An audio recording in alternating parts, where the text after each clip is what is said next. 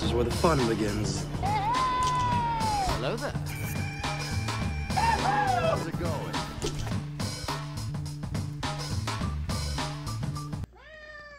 Hi. Hey everyone, Hybrid Toy Reviews here, and today I'm going to bring you something a little bit different for the channel. So, there is this newer line that is super cool that a lot of people are getting into, and I've had a few items here and there, but I've never covered.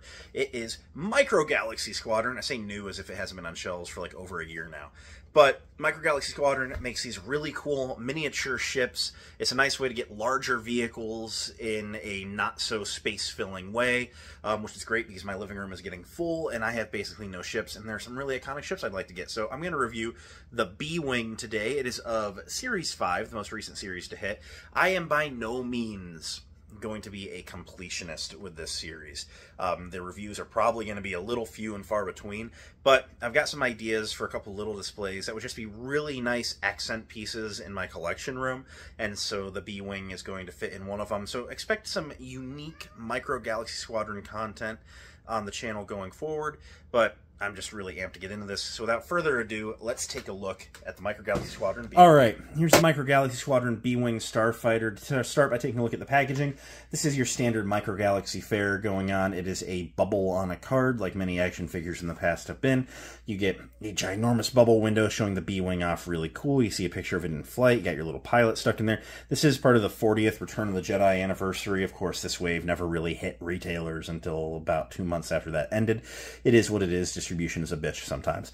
You have your Micro Galaxy Squadron logo there. B-Wing Starfighter in silver. You got an 8+, a Jazzware symbol, a number #0106 down there.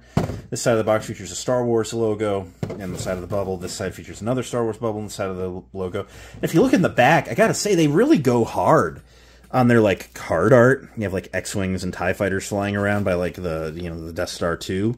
But, like, because of all these, like, wrinkles on the edge of the boxes, you can't really see in there to see it. I mean, it's like there's some really cool art, but I mean, be damned if you can enjoy it, but good on them for doing it. You got your warning, your Star Wars logo. Around back, Star Wars logo again, no bios, but they give you a collectible blueprint that you can cut out of the card back if you care to. I don't. It shows some of the features. There's a little bit of assembly required here. It shows you the wings move, the landing gear moves, how to put the pilot in, the cockpit rotates. Shows you some of the others in this assortment, being Poe's Rise of Skywalker, X-Wing, the Elite Squad, TIE Fighter, and then the chases being the Imperial V-Wing and a hologram X-Wing with Luke and R2, which wasn't that a Comic-Con exclusive? Of course, this will be in a standard packaging. So it says collect them all, because of course it does. And you have your standard Disney, Star Wars legal stuff, barcode legal stuff down below. Very standard stuff you would expect to see on any toy package. Let's go ahead and open it up and take a look at what we get here. Here is the B-Wing out of the packaging and assembled. Let's start by taking a look at the little figure, and I guess I feel it's more of an accessory, really. And looking at him, there is a ton of detail going on these little figures, and there always is.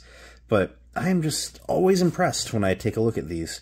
So it looks really, really good. It has a nicely painted little helmet going on there. Kind of in gray, little green line works going on, little gray on the top, like a darker gray, yellow visor, little flash of skin tone around the mouth, nice kind of red plastic color for the bodysuit, with the gloves and boots painted in black with white punch-ins all over everywhere else and gray on the torso. Around back, I assume that's not a deco error. I'm guessing that's a mop of blonde hair coming out, so female pilot, that's cool. Got the cake. But yeah, no, I mean, it looks really good. It features some very minimal articulation. The arms swing forward together, the legs swing forward together. And all that does is really accomplish you a good, you know, driving position. So, with that position accomplished, let's go ahead and bring up the B-Wing. The cockpit looks really good. It features little tabs for you to get your thumbnails in and lift it up. Inside the cockpit, unpainted, but there is a ton of little details going on in there.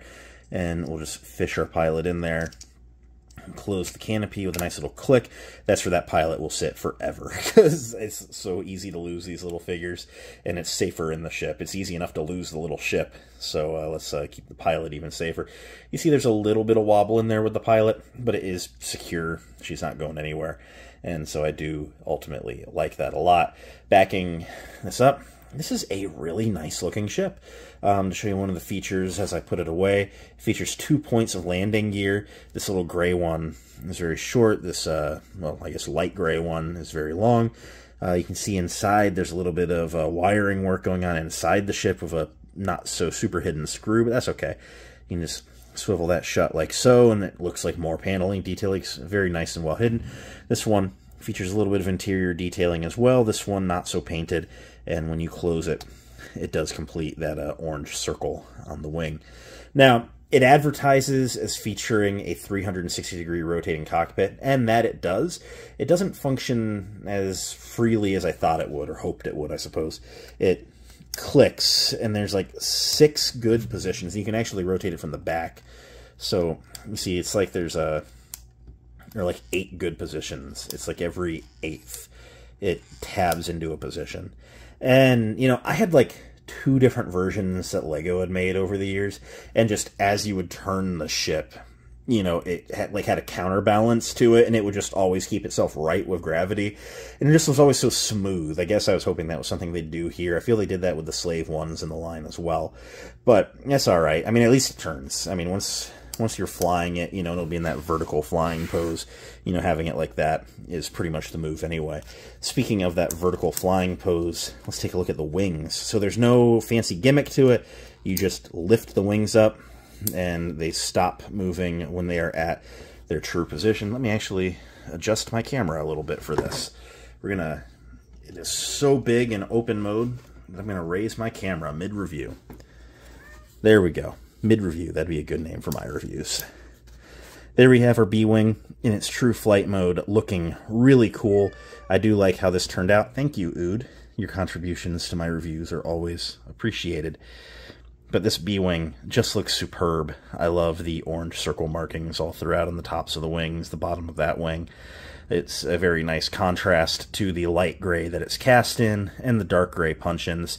Has some really cool blasters hidden underneath of the cockpit, at the tips of the wings, and a bunch of blasters at the bottom of the main wing. There's just something about these oblong ships that I have always loved. The B-Wing was a little bit of a later in life appreciation for me. I just didn't care about it when I was younger. But ships like the Twilight in the Clone Wars just always went hard for me. I just loved how it was just oblong and weird. So I'm very, very happy to see that, you know, they're finally going this route in the Micro Galaxy line a little bit. And it just looks really good. I love their deco work here. There's a little bit of a subtle wash that just brings out some of the panel lining here. And that's something that I don't hear them get enough praise for. It's super easy, but there is so much sculpt work in each one of these. All these panel lines, they could have just done it smooth and no one would have batted an eye, but they put in every panel that's removable and every bolt and rivet, and I mean, there are so many just little teeny tiny sculpted things that you would only expect on the most nitpicky of model kits. And on these children's playthings, they punch them in on every single one. And I just love the attention to detail of this line. I was just recently drooling over the pictures of the Ghost that they just revealed, and I'm just like, yeah, I'm going to build a little Rebel hangar display. So I went to Walmart, and I was glad to see this, because it's an essential Rebel ship.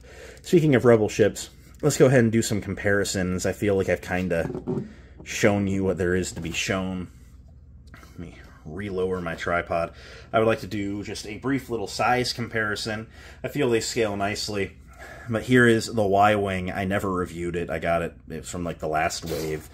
And they are similar, you know, I mean, a little longer with the B-Wing, a little narrower with the B-Wing. I feel that those scale together very nicely, as does the X-Wing. The X-Wing is always like the smaller, you know, it's not as small as an A-Wing, but it is like the second smallest Starfighter. And just objectively, I feel that does fit very nicely. So all in all, I love the scaling here. Let's get into my final thoughts. All right, end of the day, what do I think of the Micro Galaxy Squadron B-Wing? I love this little ship. It is such a fun model. I love all the attention to detail to it. It's just an excellent little addition to the collection. If you haven't tried Micro Galaxy Squadron yet, I genuinely implore you to go pick one up, and if it doesn't become your main thing, fine. It's not my main thing. It will never be my main thing. I'm not going to be a completionist with this. I very much cherry pick. The only thing I pick up every one I see is of a Chase, because I can't leave something with a Chase sticker behind, be it Funko or anything else. But these are just so cool. The amount of effort and sculpt work. If they ever make your favorite ship, just pick it up. Just experience it. Because they are so fun. They are so neat. So well detailed. They are just excellent additions to the collection. This is an amazing subline, and I really, really love the amount of effort that they put into each and every one of these. So I just, as someone that can appreciate the engineering and design, I can greatly appreciate, you know, what they went through to make each of these vehicles. So the B-Wing, I recommend it, absolutely. It is an excellent addition to your collection, and that's really all I can say about it right now. So thanks a bunch for watching. It means a lot that you did. If you enjoyed, you should leave a like, comment, subscribe, all the end of video stuff. I'll catch you next time. Until then, may the Force be with each and every one of you, and goodbye.